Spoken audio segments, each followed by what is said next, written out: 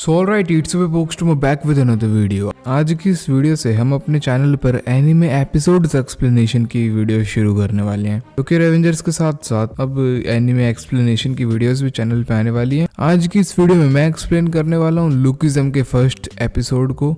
अगर तुम्हें Tokyo Revengers पसंद आया है तो तुमको लुकिज्म भी ज़रूर ही पसंद आएगा। So before starting the video, अगर तुम चैनल पर नहीं हो तो सब्सक्राइब कर दो और उस बेल आइकन को ऑल पर सेट कर दो, ताकि तुम ऐसी ही आने वाली एनिमे से रिलेटेड वीडियोस मिस ना कर दो। चलो now without wasting time let's begin the video.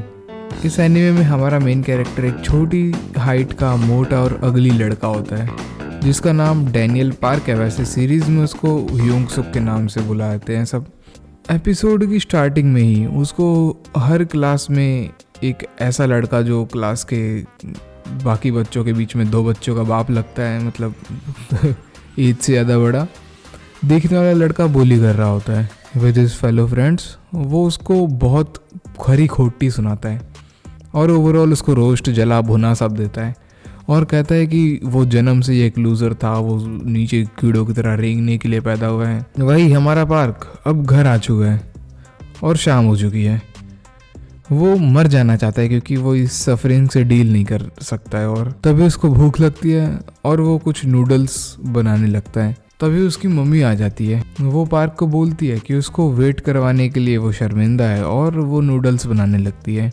जब पार्क नूडल खाने लगता है वो अपनी मम्मी से बोलता है कि हमको नहीं रहना इस जगह पे, हमको ससुराल मतलब उसको ट्रांसफ़र करवा दो किसी और स्कूल में।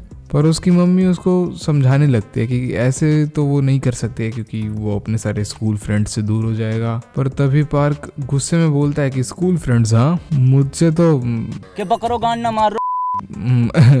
एडिटर क्या कर रहा है ये, मुझे तो कोई स्कूल में भाव तक नहीं देता है, मुझे ट्रांसफ़र कर दो किसी और स्कूल में। उसकी मम्मी दोबारा समझाती है कि वो बड़ी मुश्किल से एक कम रेंट के जगह को अफोर्ड कर पाई है और वो ऐसा नहीं कर सकती है। पार्क चिल्ला कर बोलता है कि वैसे भी उसकी मम्मी ने उसके लिए आज तक किया ही है। अब टाइम स्किप होता है और अगला दिन आ जाता है। अब स्कूल में वो बुलीज उसको दोबारा बुली कर रहे होते हैं, जिसमें वो उस पर एक फुटबॉल से शूट कर रहे होते हैं और उसको वो फुटबॉल डॉज करनी होती है। पर फिर ये कोरियन रॉकी सुपरस्टार आता है और पूरी जान से एक फुटबॉल डायरेक्ट पार्क के पेट पे मारता है, जिसको वो डॉज नहीं कर पाता है। जिस पे वो दो बच्चों का बाप ये सोचता है कि शायद उसकी ही किक स्ट्रॉन्ग इनफ नहीं थी, तभी पार्क बार बार डॉज कर पा रहा था उसकी बॉल को। ओ कितना रॉन्ग साउंड कर रहा है ये। इसलिए वो बिना किसी रीज़न के पार्क के पेट में घूंसा जड़ देता है और फिर शान पट्टी झाड़ने लगता है अपने साथ वाले कोरियन रॉकी सुपरस्टार के सामने कि गट पे मारो, और एक बार में बंदा ठिल जाता है। तभी वहाँ पार्क की मम्मी आ जाती है। वो बुलीज उसको बोलते हैं कि हम बस खेल रहे थे आंटी, पर आंटी सुनने को तैयार ही नहीं। पर वुमेन बीइंग वुमेन इतना कुछ बवाल हो चुका है, वो लोग वहाँ पे बड़बड़ाने लगते हैं कि पार्क कितना चकमोद है जो अपनी मम्मी को ले आया। और पार्क ये सब सुनकर अपनी मम्मी पर चिल्लाते हुए कहते हैं कि ये बहुत ज्यादा एम्बैरेसिंग है, बस करो। ये सीन यहीं खत्म होता है। नेक्स्ट सीन में वो अपने स्कूल से घर आ चुका होता है और उसकी मम्मी उसको ट्रांसफर करने के लिए तैयार हो जाती है। पार्क एक छोटा सा घर लेता है शहर से दूर, जो हाइट वाइज भी बहुत छोटा होता है और स्लम्स के बीच में होता है। वहाँ अपना घर लेता है और सोचता है कि अब ये एक नई जगह है, वो अपनी एक न्यू जिंदगी स्टार्ट करेगा यहाँ, जिसमें वो लूजर नहीं हो रहेगा। वो ये सोच ही रहा होता है और शहर में घूमने निकलता है। पर तभी उससे एक लड़की टकरा जाती है। पार्क एज यूजुअल डर जाता है क्योंकि उसको याद आ जाता है जब वो एक बार गलती से उनसे टकरा गया था और उन्होंने जो खरी खोटी बजाई थी उसकी, तो वो डर के उसको सॉरी बोलता है लड़की को। पर व्हाट अ सरप्राइज, वो लड़की उसको सामने से सॉरी बोल रही होती है और इस बात पे बिल्कुल भी यकीन ही नहीं होता पार्क को कि कोई उसको सामने से भी सॉरी बोल सकता है। बट अब उस लड़की का वहाँ पे बॉयफ्रेंड आ जाता है जो दिखने में बहुत बैडएस सा होता है, बहुत लंबा चौड़ा। और पार्क को पता नहीं क्यों अभी ही अपनी पर्सनैलिटी बदलने का मन करता है, जिसका परिणाम होता है कि पार्क का वो कुत्ता बनाकर मारता है। और गोबर पर फ्रेश गोबर वाली बात ये हो जाती है कि जब वो पिट रहा होता है लोग उसको रिकॉर्ड करके वायरल कर देते हैं। वो ह्यूमिलेट होकर रह जाता है, वो फिर डिस्प्रेशन में चला जाता है। देखिए सर, अभी हम कुछ नहीं बता सकते हैं आपको, हम डिस्प्रेशन में अभी हैं। अभी कोची में है, डिस्प्रेशन में है सर अभी।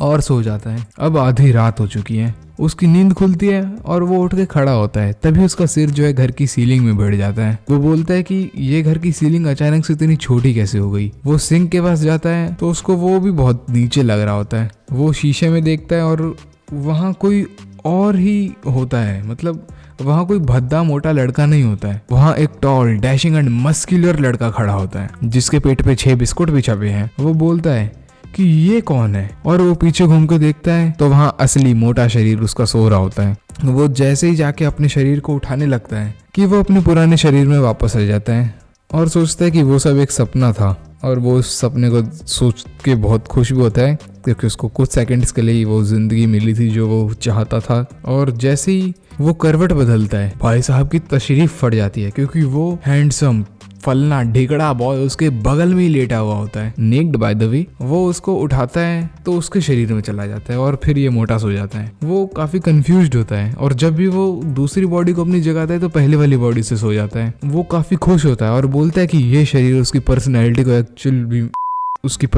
को एक्चुअल में बदलने में मदद करेगी। Still naked by the way. अब नेक्स्ट डे वो अपने न्यू स्कूल जा रहा होता है। तभी वहाँ एक लड़का जा रहा होता है जिसको देखकर सब लड़कियां मर रही होती हैं। वो शीशे में खुद को देखकर बोलता है कि आज मैं क्या सेक्सी लग रहा हूँ। तभी उसको कोई हल्का सा धक्का देकर आगे चला जाता है। वो उसको बुलाता है कि पर वो पार्क होता है। उसको देखकर इसकी भी बोलती बंद हो जाती है। सब तरफ उसी के चर्चे चलने लगते हैं कि कितना परफेक्ट दिखता है वो और कितना लंबा है, इवन बॉयज से भी। वो क्लास में खुद को इंट्रोड्यूस करता है एज अ ट्रांसफर्ड स्टूडेंट और पूरी क्लास का वो एक नज़र में क्रश बन जाता है। यार ऐसे एनिमेज मुझे बहुत डिप्रेशन देते हैं, जो रिलेट कर सकता है वो लाइक कर दो। यहीं पर एपिसोड 1 खत्म हो जाता है। इसके नेक्स्ट एपिसोड में को भी मैं जल्द ही एक्सप्लेन करूंगा। अगर तुम चैनल पर पहली बार आए तो सब्सक्राइब कर दो क्योंकि यहाँ तुमको एनिमे से रिलेटेड कंटेंट मिलता रहेगा। अगर तुम कभी भी डिससेटिस्फाइड फील हो तो फिर तुम अनसब्सक्राइब कर सकते हो बिंदास। Well that was it for this video. I will see you guys in the next video. Bye bye. अगर चैनल पर नहीं हो सब्सक्राइब कर दो। पता नहीं क्यों मैं एक ही बात बार बार घचता रहता हूँ। Bye bye guys. बहुत टाइम बर्बाद करता हूँ मैं।